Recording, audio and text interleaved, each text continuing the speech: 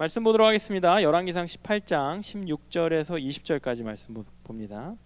열왕기상 18장 16절에서 20절.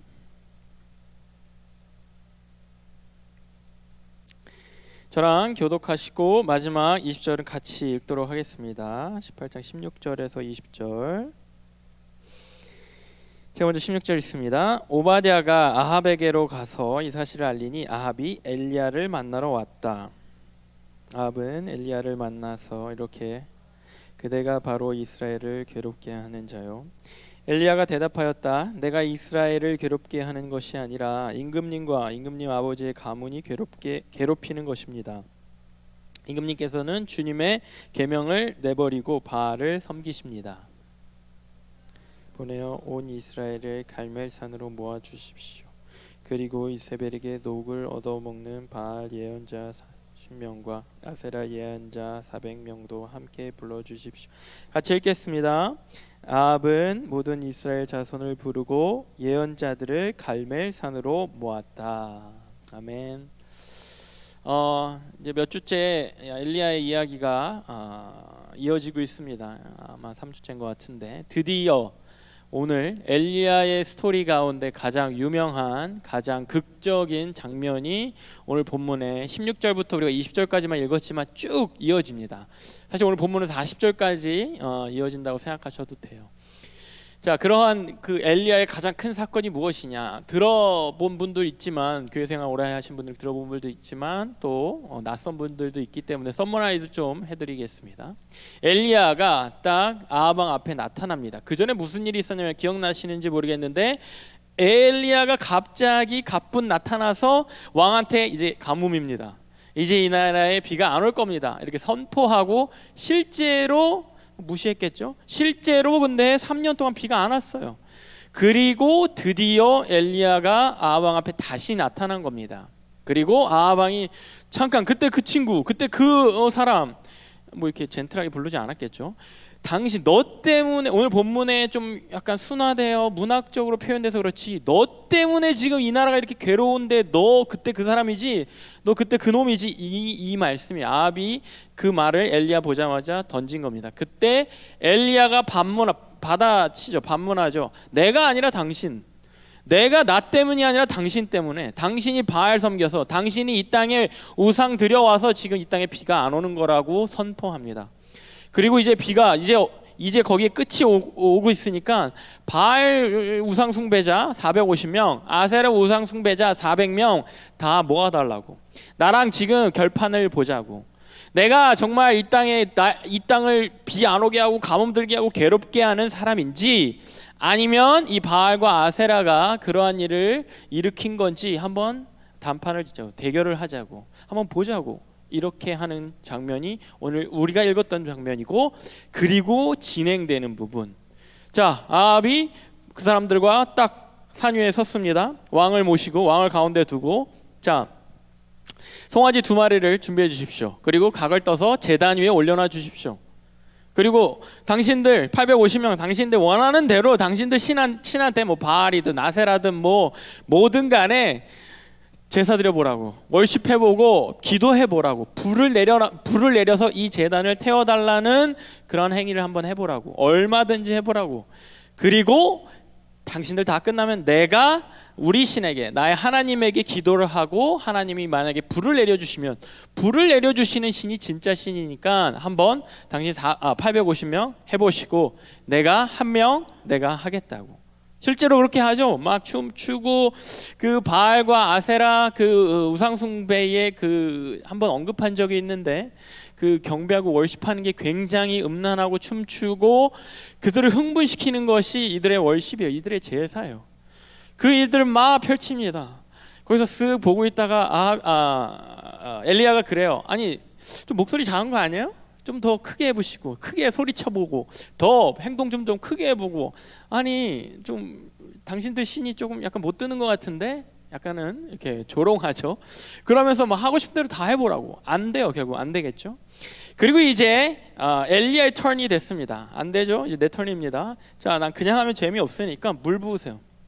여기에 물 부으시고, 자 주위에 이 제단 주위에 송아지가 소가 얹어져 있는 이 제단 주위에 도랑을 파고 이렇게 홈을 파고 거기에 그 중심에 송아지 위에다 물 엄청 뭐 부을 대로 부으세요. 뭐 네 물덩이 뭐 하여튼 부으세요. 그 물이 흘러서 그 도랑을 꽉 찼다 그랬어요. 자, 오케이. 자, 이제 내가 기도해 볼게요. 우리 하나님께 내가 믿는 하나님께 기도해 볼게요. 자, 기도합니다 하고 기도를 실제로 엘리야가 합니다. 그렇게 하자마자 하늘에서 불이 내려와서 그 물, 젖었던 그 제단, 그 재물 다 마르게 하고 그 도랑, 그 홈에 있는 물을 다 마르게 하고 결국에는 불태워버리는 그러한 일이 실제로 일어납니다. 얼마나 놀라운 일입니까? 아니 뭐 그냥 종교 의식인 줄만 알았지 실제로 그 일이 일어나고, 우리가 데려와서 섬기고 데려와서 막 잘 케어하고 우상 숭배해달라고 했던 그 850명의 그 우상 숭배자들, 바알과 아세라 선지자들이 했던 그 행위에는 아무런 결과가 없고, 이 내가 진짜 얕보고 우리 정말 우리 이 땅을 괴롭게 한 것 같은 이 사람이 한 이 예배, 이 기도에 신이 응답을 해서 불을 내리고 진짜 아하방이 보는 눈앞에서 그러한 일이 일어난 겁니다.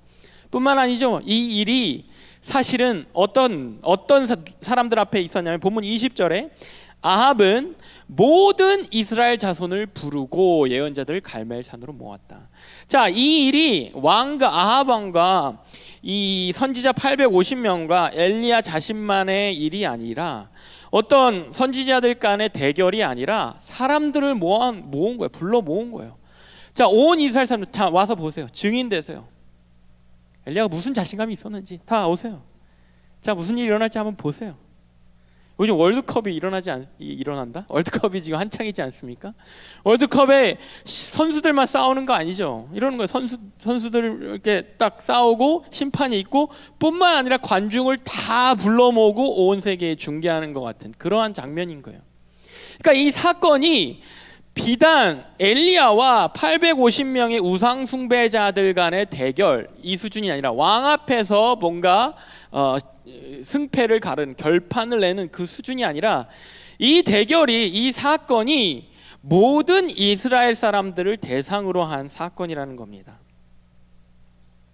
이 기적이 온 이스라엘 백성을 대상으로 삼으신 거, 이 놀라운 구약에서 아마 가장 극적인 사건 중에 하나일 이 기적이 왜 하나님이 엘리야를 통해서 엘리야가 따단 하고 엘리야와 이 우상 숭배자들만의 그런 대결로 끝내지 않고 온 이스라엘 사람들이 이것을 목격하게 하셨는지.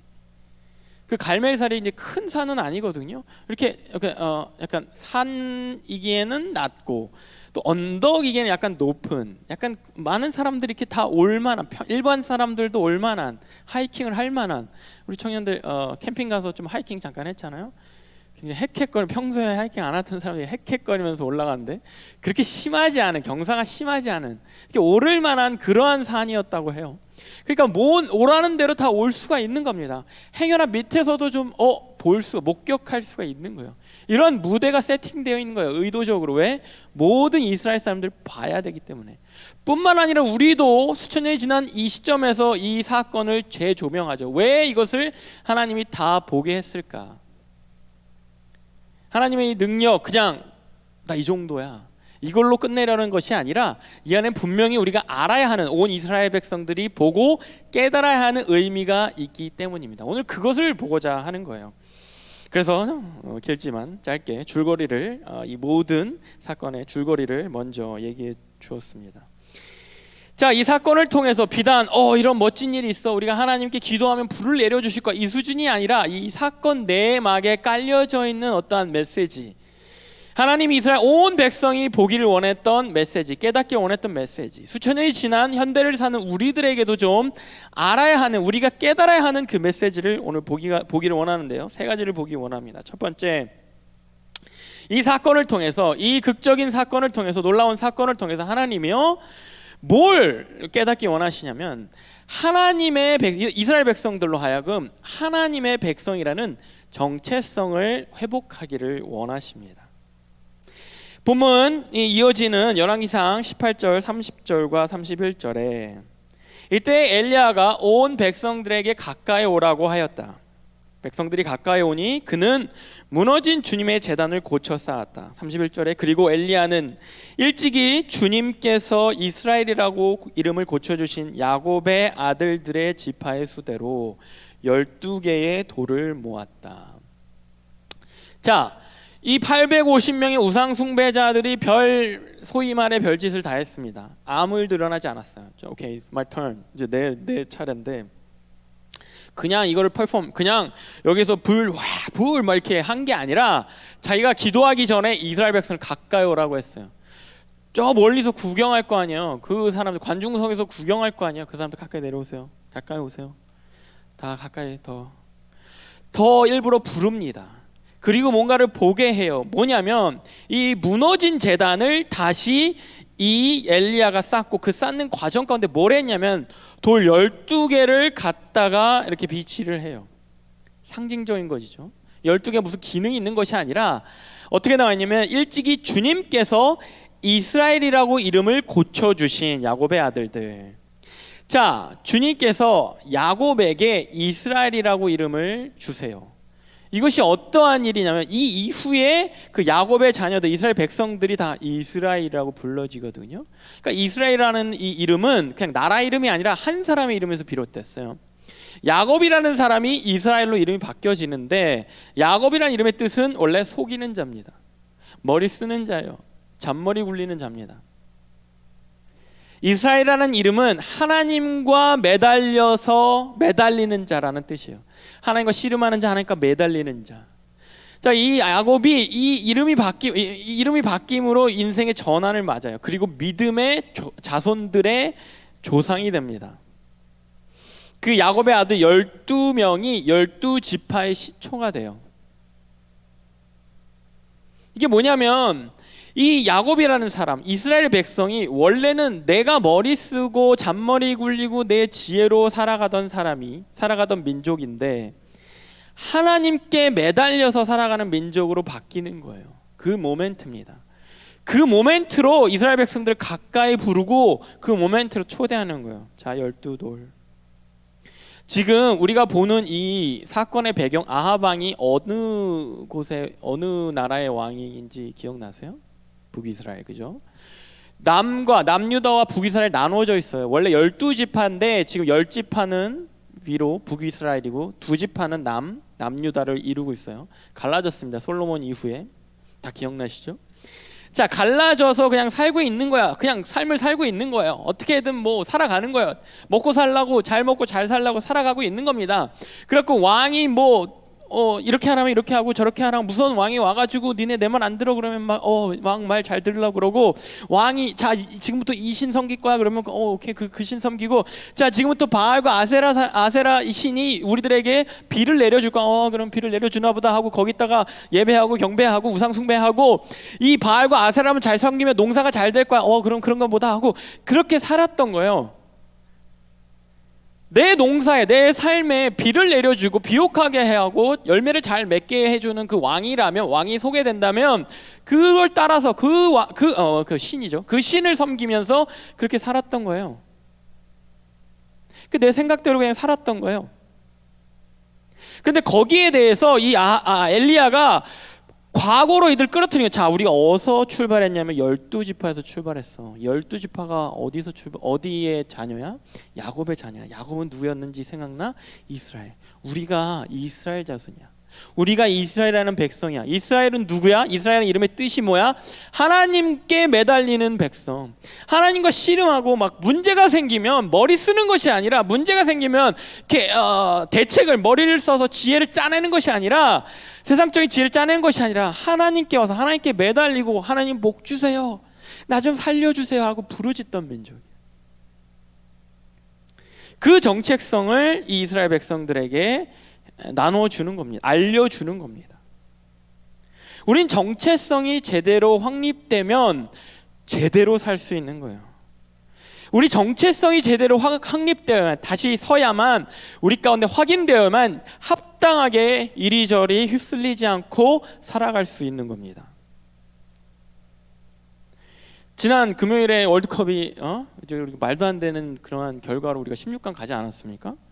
하면서 저도 뭐 이게 말이 돼? 이러면서 막 경악을 했는데, 그 끝나고 모두가 막 이렇게 기뻐했죠. 모두가 막 좋아하고 뭐 보는 사람마다 그런 얘기하고. 근데 인스타를 이렇게 보는데 진짜 끝나자마자 인스타 스토리에 계속 포스트가 올라오는 거예요. 한국 16강 막 캡처해서 올리고 막 기쁘다 막 이러면서 올리는데, 제가 이제 인스타에 그 팔로워 뭐 이렇게 팔로워라고 해야 되나? 그렇죠. 갑자기 헷갈리네. 팔로워들 중에 우리 이 미국 사는 제 주위 친구들 말고 이제 멀리 사는 뭐 브라질이나 뭐 남미나 유럽에 있는 그런 아는 사람들이 있어요. 한국 그 2세들 3세들인데 한국말도 잘 못하고 뭐 한국 거의 가본 적도 없을걸요.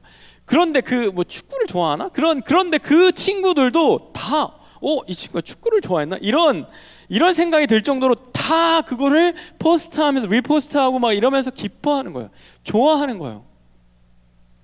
한국말도 못하고 완전 그냥 뭐 그 나라의 2세고 막 3세고 이러는데, 뭐 여기 있는 2세 3세 제 제자들도 그렇고 다 그걸 너무 좋아하는 거예요. 축구를 좋아하는 것 같지도 않고 한국에 뭐 가본 적이 있나 막 의심이 될 정도로. 근데 그들이 왜 그걸 좋아했는지 생각해보니까 이들 가운데 나 한국 사람이라는 정체성이 아직 살아있는 거예요. 그러니까 한국이 이런 월드컵이라는 대회에서 이겼다라는 그 자체가 너무 그냥 기쁜 거예요. 내가 그동안 축구를 좋아하건 말건, 한국말을 할 줄 알건 말건, 한국 음식을 뭐 얼만큼 먹건, 그런 건 상관없이 내 안에 나 한국 사람이야, 한국의 승리에 대해서 같이 기뻐하고 행복해할 수 있는 겁니다. 하나님의 백성이라는 정체성이 무너져 있으면 하나님의 일에 기뻐하지 못하는 거예요. 하나님의 백성이라는 정체성이 서 있어야 하나님의 일에 내가 같이 기뻐할 수 있는 거예요. 내가 한국 사람이라는 정체성이 없으면 뭐 한국 그런가 보다, 변방에 아시아에 뭐 작은 축구도 못하는 나라 같은데 우루과이가 올라갔어야 더 재밌었을 텐데, 이렇게 생각할 거 아니에요. 내가 한국 사람이 아니라면. 그런데 한국 사람이라는 정체성이 있기 때문에 같이 기뻐할 수 있는 거죠. 마찬가지예요. 하나님의 백성, 하나님의 자녀라는 그 정체성이 없으면 그냥 흐르는 대로, 복음이 별로 기쁘지 않은 거예요. 복음이, 예수님이 나를 위해 죽었다는 사실이 감격적이지 않는 거예요. 예수님이 십자가에서 돌아가시고 부활하셨다는 사실이 기쁘지 않는 거예요. 내가 하나님의 자녀라는 정체성이 없다면 그냥 죽었나 보다, 예수님이라는 사람이 몇 천 년 전에 죽었나 보다, 뭐 다시 살아나셨다네, 그 뭐 성령님이라는 뭐 그런 존재가 뭐 있다네, 뭐 나랑, 하나님 자녀가 없으면 나랑 관계 없잖아요, 그죠? 별로 뭐 관심도 없고 기쁘지도 않고 의미도 없고, 예배와 찬양에 감격이 없어요. 왜? 내가 하나님의 자녀라는 정체성이 무너져 있다면. 내가 하나님의 자녀라는, 내가 딸이라는, 아들이라는 정체성이 확실히 확립되어지면 내가 찬양하고 예배하는 것이 기쁘고 재밌고 기다려질 수밖에 없는 거예요. 여러분, 삶에서 나의 정체성이 제대로 확립되어지고 세워져 있다면 삶에서 선을 넘지 않습니다. 세상의 흐름 가운데 내가 멈출 수가 있어요. 자, 북이스라엘 백성이 아합 왕이 시키는 대로, 이세벨 여왕이 시키는 대로, 뭐 바알이라면 바알 뉴 신이다, 트렌디한데, 이세벨이라는 아세라라는 여신, 아세라 여신 괜찮아, 굉장히 또 트렌디해. 좀 요즘은 걸크러쉬니까 요즘 여신을 좀 섬길 때지. 그냥 그렇게 소개되는 대로 그냥 섬기는 거예요. 왜? 내가 하나님의 자녀라는 그 정체성이 무너져 있으니까 그냥 세상의 흐름, 권력자의 흐름, 거기에 그냥 내가 그냥 자연스럽게 그냥 따라가는 거예요. 아무 생각 없이. 거기에 내가 멈추지 않는 겁니다. 우상 숭배하라면 하라는 대로 하는 거예요. 당시 사회의 흐름이라면 그걸 그냥 따라가는 거예요. 아무 생각 없이. 당시의 사회의 트렌디한 그 가치관을 다 따라가는 거야. 왜? 주위 사람들 다 하니까. 뭐 나도 하는 거지. 뭐 친구들 다 하는데. 여러분들 정체성이 있는 사람, 내가 하나님의 자녀, 하나님의 백성이라고 생각하는 사람은 거기에서 나 근데 거기까지 안 해. 트렌드 뭐 이렇게 이 세상에서 완전 담 쌓고 살라는 얘기가 아니에요.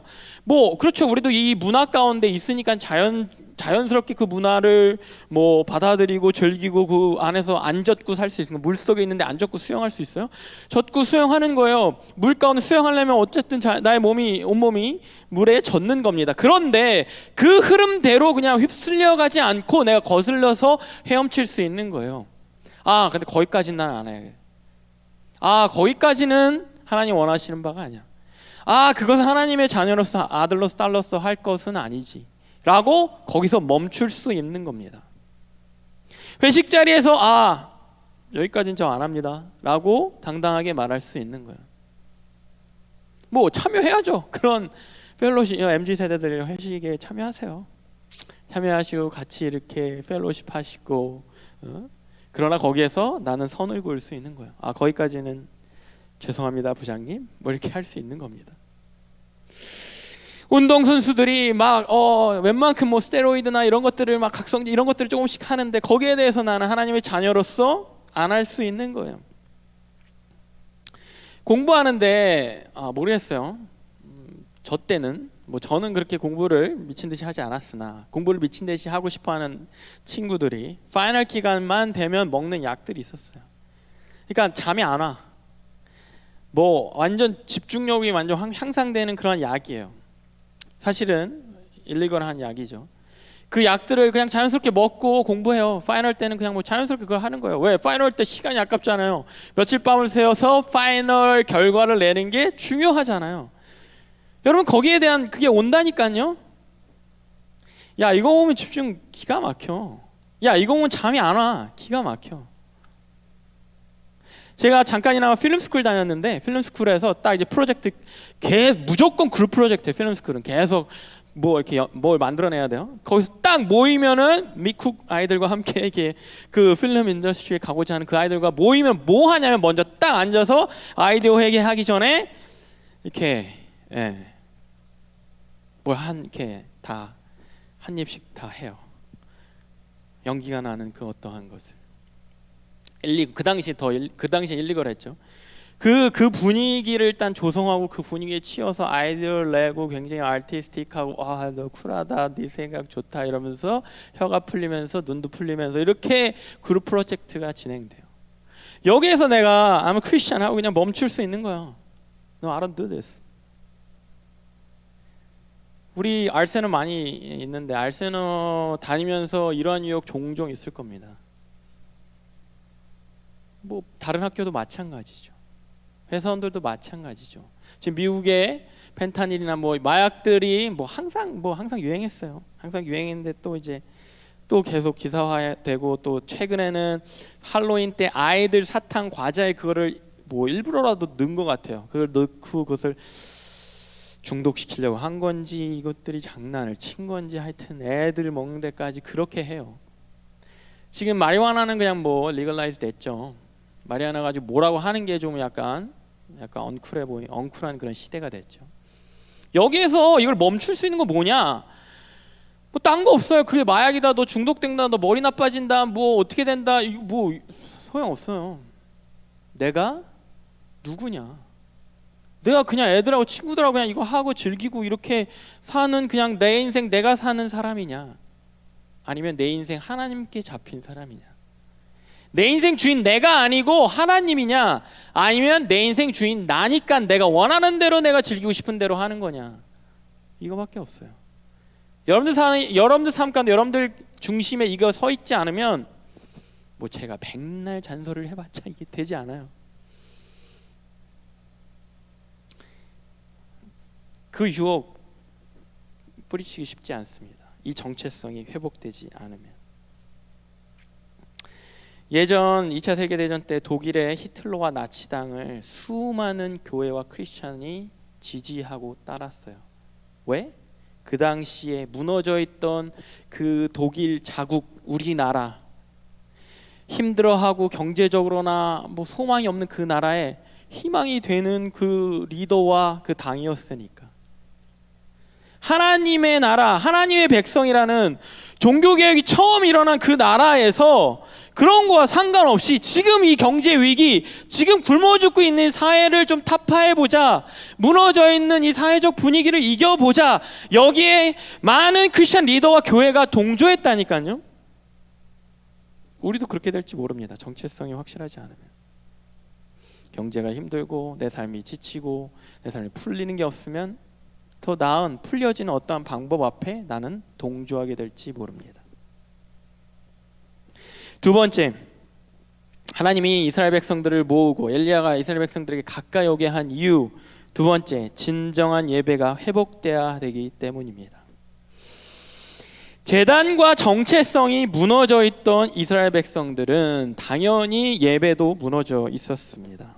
열왕기상 18장 32절에 이 돌을 가지고 엘리야는 주님께 예배할 제단을 다시 쌓고, 주님께 예배할 제단이 무너져 있었던 거예요. 왜? 예배를 안 하고 있었으니까.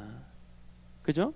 그냥 바알과 아세라 하는 그냥 따라가고, 하나님께 드리는 예배가 무너져 있었으니까 예배당이 무너져 있고 예배 제단이 무너져 있고, 여러분들 엘리야가 예배할 제단을 다시 쌓고, 엘리야가 여기 이 대결의 구도를 짰잖아요. 자, 제단 쌓고 나무를 올리고 거기에 송아지를 소를 얹어주시고 각을 떠주세요. 이게 뭐냐면, 양쪽에서 그걸 하는 건 뭐냐면, 사실은 이 구약 시대에 있었던 예배의 폼, 제사의 형식을 다시 회복시킨 거예요. 안 하고 있었을 거예요. 수십 년 동안 이스라엘 백성들이 그냥 생각도 안 하고 그냥 그렇게 황폐해졌을 거예요, 그 제단이. 근데 그거 다시 쌓고 그 위에 나무를 올리고 그 제물을 올린다는 건 하나님이 가르쳐준 그 제사의 방법, 그 형식을 다시, 그 스트럭처를 다시 쌓은 거예요.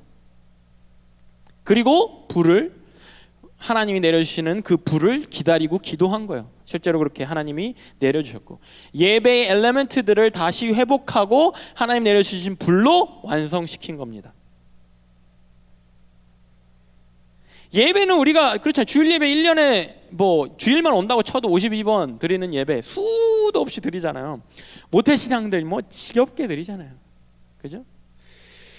여러분들 앞으로도 더 지겹게 드릴 겁니다. 이 지겹게 드린 예배 가운데 여러분들, 우리 예배의 폼이 얼마만큼 여러분들 계속해서 유지되고 갖춰져 있습니까? 제단을 쌓고 나무를 올리고 제물을 올리고 하나님에서 주시는 그 불, 성령의 불을 얼마만큼 기다리고 간구하며 찾고 있습니까? 아니, 남들이 다 쌓아놓은 거 한 2시 한 5분쯤 이제 도착할 때가 됐다 하고 쓱 와서 뒤에 가서 앉아 있어요. 예배가 진행되나 보다 하고 오늘은 예배 괜찮네, 백그라운드도 괜찮고, 앞사람 불을 좀 받는 것 같은데, 오늘 예배 좀 뜨겁네. 이렇게 매주 예배를 보내고 있습니까? 이 형식조차 파괴되어 있었던 그 예배를 다시 회복시키는 거예요. 그리고 그 예배의 진정한 그 하나님께서 우리에게 주시는 그 불, 그걸 통해서 그 예배의 진정한 주인이 누구인가를 다시 확인시켜 주는 겁니다. 우리는 어떠한 예배를 드리고 있나요?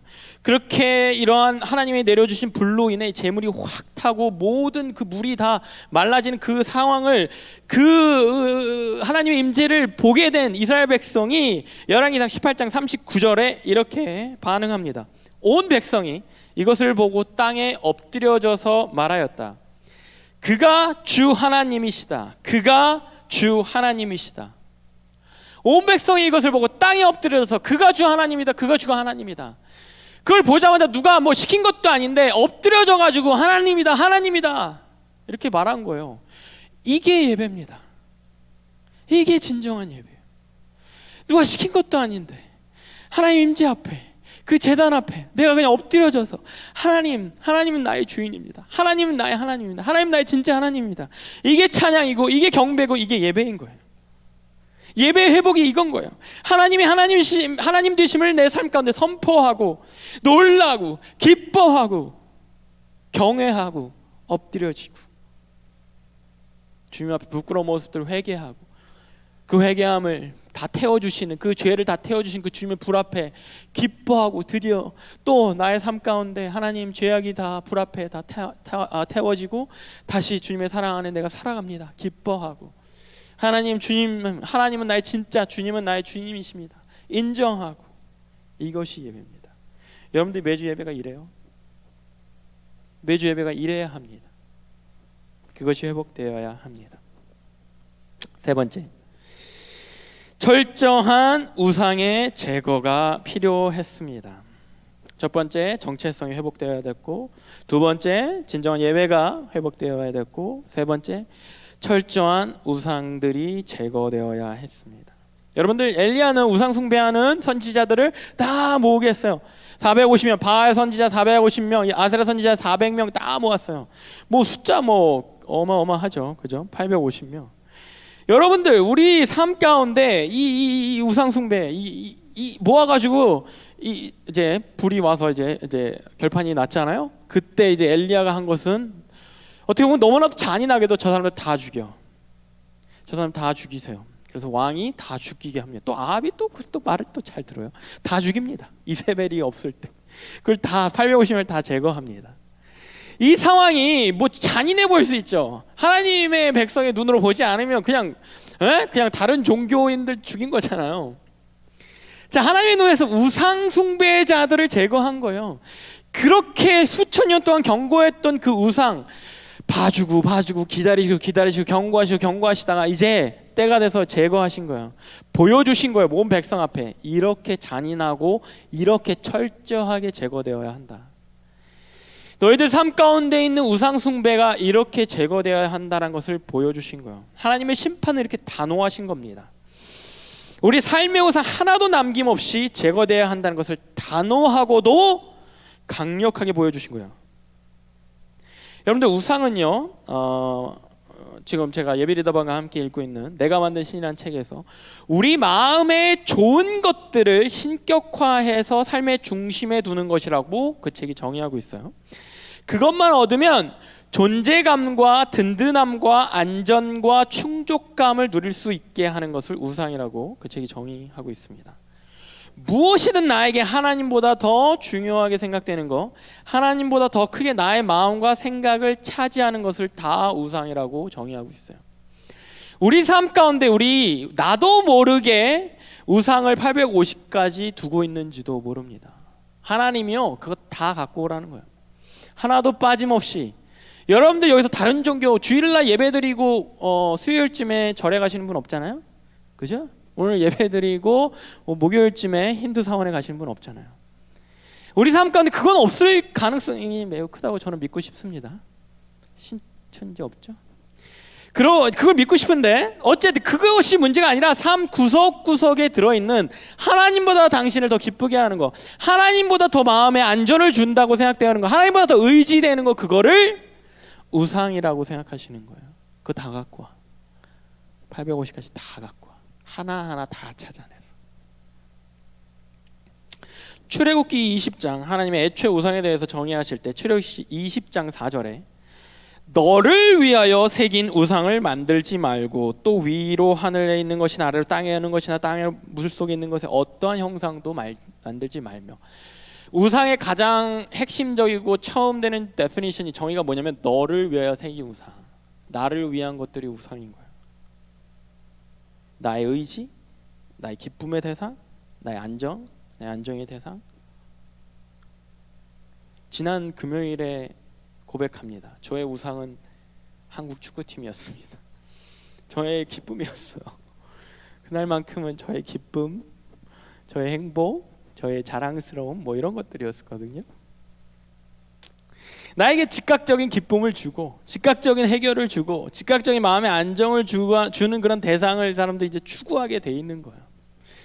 여러분들, 한국이 이제 가나전이 끝나고 인스타랑 페이스북에 포스트가 쫙 올라온 게 뭐냐면 뭐에 대한 포스트예요? 경우의 수. 사람들 유명한 유튜버 이 사람들이 다 경우의 수. 그걸 쫙 이렇게 어떤 상황 이런 상황 하면서 그걸 막 총정리 일타강사처럼 이런 것들이 쫙 올라왔어요. 뭐냐면 이 사람들 가운데 그 한 5일을 가나전이 끝나고 어디죠? 갑자기 생각이 안 나. 포르투갈 그 사이를 사람들이 이거를 따지면서 거기에 대해서 막 생각하고 계산하고 기대하며 막 기도 뭐 각자의 뭐 신에게 기도했겠죠. 그런 것들을 생각한 거예요. 이게 우상인 거예요. 나에게 기쁨을 줄 것 같으니까 나의 즉각적인 지금 관심인 거예요. 나의 마음을 차지하고 있는 것들. 이것들이 그러다 보면 나의 가치 판단의 기준이 되어버릴 수가 있어요. 그날 자꾸 그 얘기를 하지만 그날 딱 우리나라가 경기가 딱 이제 전후반 45분 90분이 딱 끝나면서 어떤 일이 있었냐면 이제 인저리 타임이 딱 떴어요. 인저리 타임이 딱 뜨니까 아나운서가 우리 그때까지 비기고 있었잖아요. 1대1로 비기고 있었잖아요. 한 점이 더 필요한 상황에 왜 이렇게 인저리 타임 짧게 주죠? 분명히 지연되는 시간이 길었는데 그러면서 분명히 아나운서가 그랬거든요. 근데 우리가 골을 넣었어요. 골을 넣고 이제 우리 경기가 마무리되는데 경기가 막 마무리되는 인저리 타임보다 한 몇 초가 지났어요. 아니 인저리 타임 왜 이렇게 길게 해주죠? 막 이러면서 반대편 경기장에 가나와 우루과이가 하고 있었죠. 아니 인저리 타임을 왜 이렇게 저렇게 많이 주죠? 가치 판단이 이렇게 바뀌는 거예요. 우리 팀의 승리라는 그 우상 때문에 우리 팀의 승리에 해가 될 것 같으면 이게 잘못된 거예요. 인저리 왜 이렇게 짧게 줘? 승리에 해가 될 것 같으면 인저리 타임 왜 이렇게 길게 줘? 절대적인 기준이 없어지고 내가 원하는 바라는 그 기쁨, 바라는 안정, 바라는 그 가치, 이상, 희망 거기에 따라서 가치 판단이 그때 바뀌어 버린다는 겁니다. 하나님의 자녀, 하나님의 백성은 절대적인 가치를 갖고 있는 거예요. 절대적인 선을 갖고 있는 겁니다. 바뀌지 않아요. 가치 판단의 기준이 바뀌지 않습니다. 나의 우상이 생기면 나의 가치 판단에 하나님의 기준이 절대적인 하나님의 기준이 들어오지 않고 이거 하는데 방해될 것 같은데 내가 지금 넥스텝 가는데 지금 투머치 신앙생활, 투머치 헌신은 요거 조금 방해될 것 같은데 어느 정도 내가 자리를 잡고 궤도에 들어간 다음에 좀 가치 판단의 기준이 누구예요? 나예요. 나를 위하여 새긴 우상. 나의 성공과 안녕에 있어서 나의 시간과 노력을 어디에 투자하고 있는가? 그런 것들이 다 우상이라는. 그거 다 갖고 오라는 거예요. 850까지. 로마서 6장 16절에 너희 자신을 종으로 내어주어 누구에게 순종하든지 그 순종함을 받는 자의 종이 되는 줄을 너희가 알지 못하느냐. 나의 시간, 나의 노력, 나의 헌신, 여러분들 일주일을 살면서 그것이 어디에 투자되고 어디에 들여지는지를 생각해 보세요. 거기에 내가 종이 되고 있는 거예요. 이미 그 주인의 그것이 나의 주인이 되고 있는 겁니다. 교육부에 있으면 교육부 부모님들, 이제 어린 자녀를 둔 부모님들의 온 시간과 생각과 헌신과 노력이 자녀들에게 가 있어요. 물론 이제 자녀 교육 너무나도 귀하죠. 점점 우상화가 되는 그러한 시대를 살고 있는지도 모릅니다. 당장 농사 짓는 이스라엘 사람들에게는 농사가 지금 먹고 사는 농사가 잘 되느냐 되지 않느냐 이게 중요하잖아요. 거기에 따른 시간과 거기에 따른 노력과 헌신 그거에 모든 것이 있으니까 그것이 나의 주인이 되고 그것을 잘 되게 해준다라고 하는 신들을 쫓아가는 거예요. 그것이 무엇이 됐든 섬기는 거예요. 거기에 시간을 투자하는 거예요. 그래서 노력을 하는 거예요. 나의 삶을 평탄하게 해줄 그 무언가, 나의 워라밸을 이루어줄 그 무언가가 있다면 거기에 우리의 시간과 생각과 노력과 헌신을 주지 않습니까? 우리는 어쩌면 이미 그 주인을 따라가고 있는지도 모릅니다.